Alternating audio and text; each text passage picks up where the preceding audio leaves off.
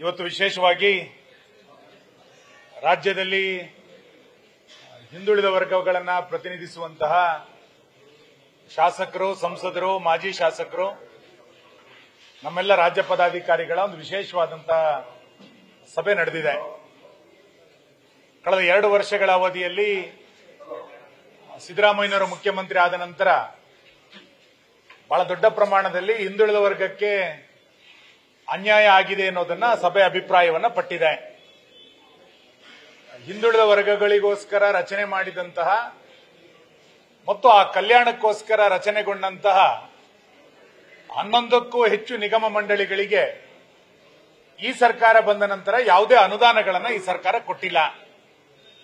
ವಿಶೇಷವಾಗಿ ದೇವರಾಜ ಅರಸು ನಿಗಮ, ನಾರಾಯಣಗುರು ಅಭಿವೃದ್ಧಿ ನಿಗಮ, ಅಂಬಿಗರ ಚೌಡಯ್ಯ ನಿಗಮ, ಉಪ್ಪಾರ ನಿಗಮ, ಬಲಿಜ ನಿಗಮ, ಈ ರೀತಿ ಬೇರೆ ಬೇರೆ ನಿಗಮಗಳ ಕಲ್ಯಾಣಕ್ಕೋಸ್ಕರ ಏನು ಯೋಜನೆಗಳಲ್ಲಿ ನಮ್ಮ ಸರ್ಕಾರ ಅನುದಾನಗಳನ್ನು ಕೊಟ್ಟಿತ್ತೋ 2 ವರ್ಷಗಳಲ್ಲಿ ಸಂಪೂರ್ಣವಾಗಿ ಈ ಎಲ್ಲ ನಿಗಮಗಳನ್ನು ಈ ಸರ್ಕಾರ ನಿರ್ಲಕ್ಷ್ಯ ಮಾಡಿದೆ.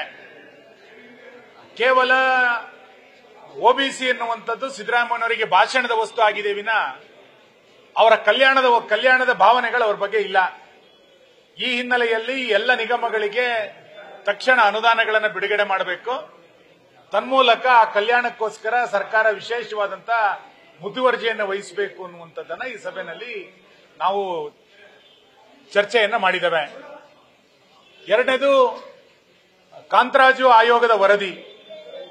ಸ್ವತಃ ಸಿದ್ದರಾಮಯ್ಯನವರೇ ರಚನೆ ಮಾಡಿದಂತಹ ಕಾಂತರಾಜು ಆಯೋಗದ ವರದಿಯನ್ನ ಇಲ್ಲಿಯ ತನಕ ವರದಿಯನ್ನ ತೆಗೆದುಕೊಳ್ಳಲಿಕ್ಕೆ ಕಾಲಹರಣವನ್ನ ಸ್ವತಃ ಸಿದ್ದರಾಮಯ್ಯನವರೇ ಮಾಡಿರುವಂತದ್ದು.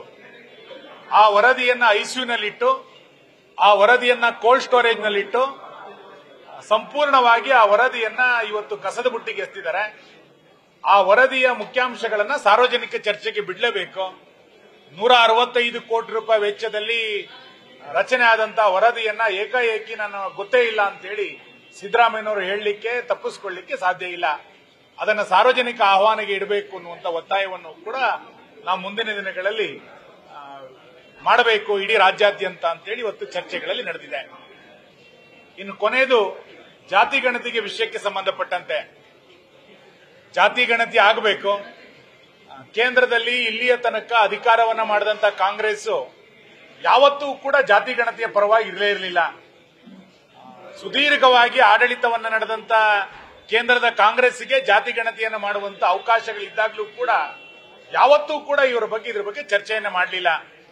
1931ರಲ್ಲೇ ನಡೆದಂತ ಜಾತಿ ಗಣತಿ, ಅದಾದ ನಂತರ ಈಗ ನರೇಂದ್ರ ಮೋದಿಯವರ ನೇತೃತ್ವದ ಸರ್ಕಾರ ಜಾತಿ ಗಣತಿಯನ್ನ ಮಾಡಲಿಕ್ಕೆ ಹೊರಟಿದೆ. ಅವತ್ತಿನಿಂದ ಇವತ್ತಿನ ತನಕ ಜಾತಿ ಗಣತಿಗೆ ಬೆಂಬಲವನ್ನ ಕೊಡದೆ, ಆಸಕ್ತಿಯನ್ನು ವಹಿಸದೆ 75 ವರ್ಷಗಳ ಕಾಲ ಇವರು ಕಾಲಹರಣವನ್ನ ಮಾಡಿದ್ರು. ಈಗ ಕೇಂದ್ರ ಜಾತಿ ಗಣತಿಯನ್ನ ಮಾಡ್ತೀವಿ ಅಂತ ಹೇಳಿ ಹೊರಟಾಗ ನಾವು ರಾಜ್ಯದಲ್ಲಿ ಮತ್ತೊಂದು ಗಣತಿಯನ್ನ ಮಾಡ್ತೀವಿ ಅಂತ ಹೇಳುವಂತದ್ದು ಹಾಸ್ಯಾಸ್ಪದ ಮತ್ತು ಇದು ಗೊಂದಲವನ್ನು ನಿರ್ಮಾಣ ಮಾಡುತ್ತೆ. ಹಾಗಾಗಿ ಕೇಂದ್ರದ ಜಾತಿ ಗಣತಿಗೆ ಒಕ್ಕೂಟದ ವ್ಯವಸ್ಥೆಗೆ ಧಕ್ಕೆ ಬಾರದಂತೆ, ಒಕ್ಕೂಟದ ವ್ಯವಸ್ಥೆಗೆ ಬೆಂಬಲವನ್ನ ಕೊಟ್ಟು ಕೇಂದ್ರದ ಜಾತಿ ಗಣತಿಯ ಜೊತೆಗೆ ರಾಜ್ಯ ಸರ್ಕಾರ ಕೈಯನ್ನ ಜೋಡಿಸಬೇಕು ಅನ್ನುವಂಥದ್ದು ಈ ಸಭೆಯಲ್ಲಿ ಅಭಿಪ್ರಾಯ ವ್ಯಕ್ತ ಆಗಿದೆ.